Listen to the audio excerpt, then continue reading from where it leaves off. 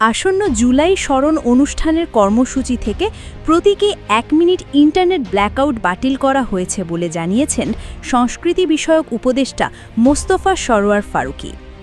বুধবার সকালে নিজের ফেসবুক পোস্টে তিনি লেখেন, জুলাই কমমেমোরেশন প্রোগ্রামের একটা কর্মসূচি নিয়ে আমাদের পরিকল্পনা পর্যায়ে থেকেই দ্বিধা ছিল।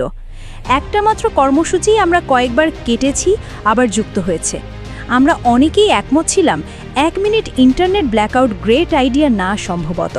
পরে আবার নানা আলোচনায় এটা ঢুকে পড়ে কর্মসূচিতে। অনেক বড় কর্মসূচি এবং বড় একটা দল কাজ করলে এরকম দু একটা ভুল চোখের আড়ালে থেকে যায়।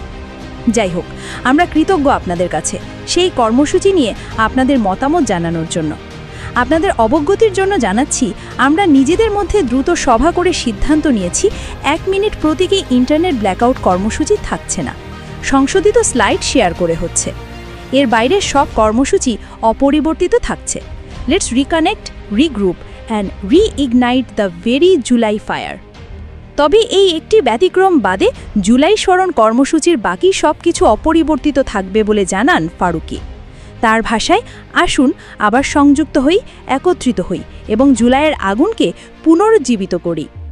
উল্লেখ্য, জুলাই স্মরণ অনুষ্ঠানে জাতির স্মৃতি ও আত্মত্যাগকে সম্মান জানিয়ে বিভিন্ন সাংস্কৃতিক ও প্রতীকী কার্যক্রম গ্রহণ করা হয়েছে।